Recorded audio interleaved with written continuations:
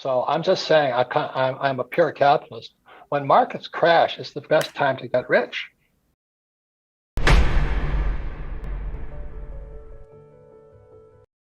On this October crash, Secretary Yellen is warning that if Congress doesn't raise the debt limit by October 18th, that there'll be a financial crisis, a calamity, as she calls it. Is this what you think will trigger this October crash? Well, I think it's already been triggered personally, because after I posted that market crash, the S&P 500 is really the S&P 7. And it's being held up by Treasury Secretary Yellen and Powell. So there's no correlation between the economy and what Yellen and Powell are doing. Now, I say one more thing, is that I'm a little strange in that I like crashes. So this next crash is going to be really, really good, but it'll bring down gold, silver, Bitcoin, stocks. But the good news is a crash is a good time to get rich. So that's why I'm optimistic, and I'm very optimistic on gold, silver, and Bitcoin, not on stocks. All right. Well, let's first focus on the equity side of this crash, and then talk about gold, silver, and Bitcoin. So what do you think essentially really triggers this? When you say crash, how many percentage points are you talking here? What do you anticipate? Well, the big debate is there inflation or deflation? And if you look historically, what's happened today is the nominal debt to GDP is a correlation of M2, the volume of money, times the velocity of money. Right. And the reason Yellen and Powell are scrambling is because they've expanded M2, so everybody thinks there's going to be inflation. But velocity of money, which is what Jim Records and I always talk about, the velocity of money is plummeting. People are not spending. So they pump all this money in, prices go up. Meanwhile, the Asians are catching up now. The ports are finally open. So it is transitory inflation. But the problem is we're stacked with this massive debt, and all it's done is bump up the stock market and real estate market. The money has not gone into the economy. That's the sad part. So the rich get richer, but the poor and middle class are getting poorer. It is tragic what's happening today. So what sets this off? Do you anticipate that there won't be some kind of way to raise the debt ceiling come October 18th? Well, they can do all they like, but I'll just say it again. It's M2, which is money supply, times velocity. Right, but what's the trigger? What is the trigger that all of a sudden destroys investor confidence, which is already a little shaky at the moment when investors really look at the fundamentals? But what's the trigger that really shatters investor confidence in the equity markets? Well, I don't know what it'll exactly be, but you can't keep printing fake money. That's M2. And the velocity of money keeps dropping, but the debt keeps going up. So you and I don't have to go to Harvard to understand that's not good. So they're just going to keep doing the same old thing. And meanwhile, that's what we're doing today is actually going to kill the economy too, because you and I are now on, let's say, Zoom. So technology is going to wipe out more jobs. Like, who's going to fly? Who's going to stay at a hotel? I can now do more seminars in a day. I did one the other day. I did a recording in Europe. I did one in the States, and then that evening I did one in Singapore. I don't climb on an airplane? So meanwhile, they're trying to keep these dead industries afloat, and somebody's going to say, hey, it cannot go much further, and it's coming this October because the velocity of money is now too slow. Savings are going up, spending is going down. Well, look, technology can be deflationary, as you say, but when it comes to in-person meetings and webinars and conferences, you can't really replace that in-person connection that you get. But yeah, to your point, the fact that people are having Zoom meetings has certainly reduced business travel, certainly very much for the time being. I'm interested, though, Robert, why you say that when this equity market crashes, that gold, silver, and Bitcoin are all going to crash as well.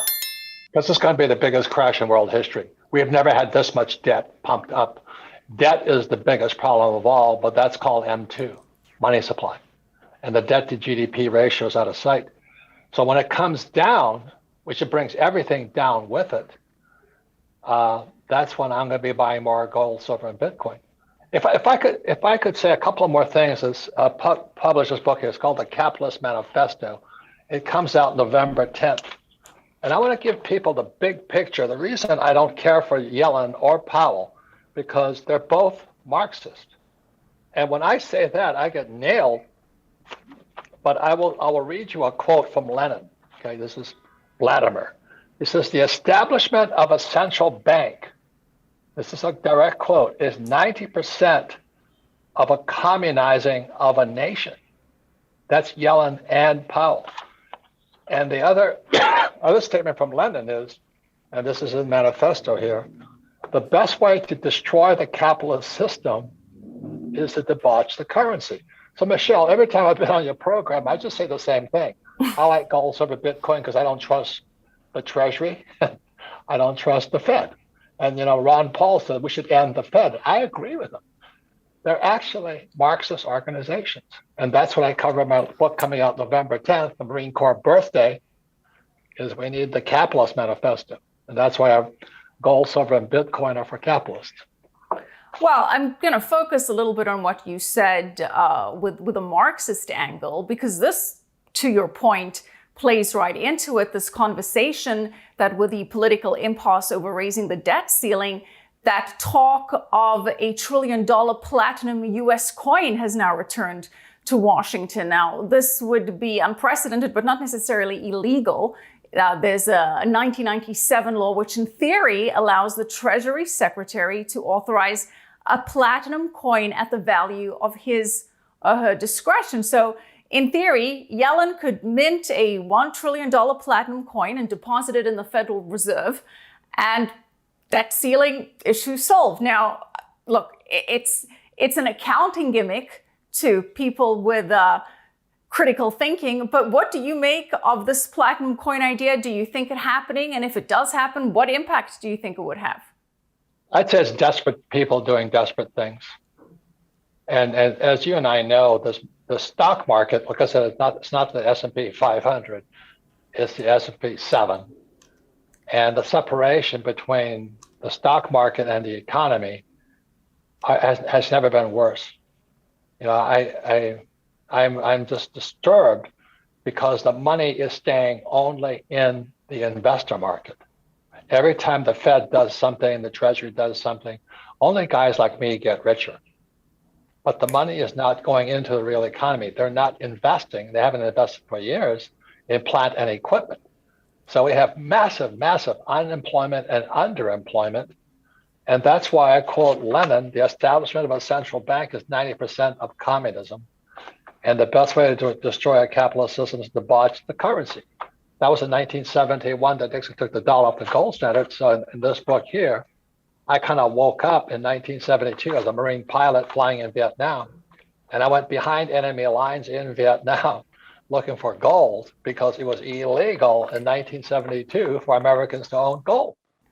And yet you say that, Robert, that gold is going to crash in this, is along with the equities, along with everything else. So how does one protect one's assets if this crash that you're predicting does indeed happen, if you're saying that gold's going down with it too?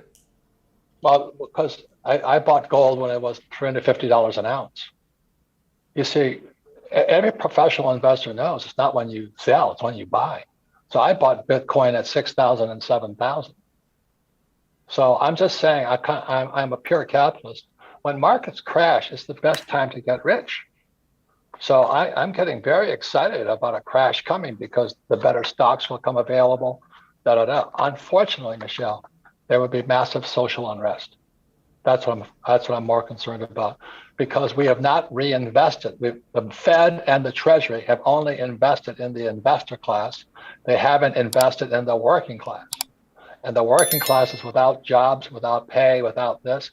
Their 401ks are going to get toasted. And that's why I'm more saying, I don't like what's happening.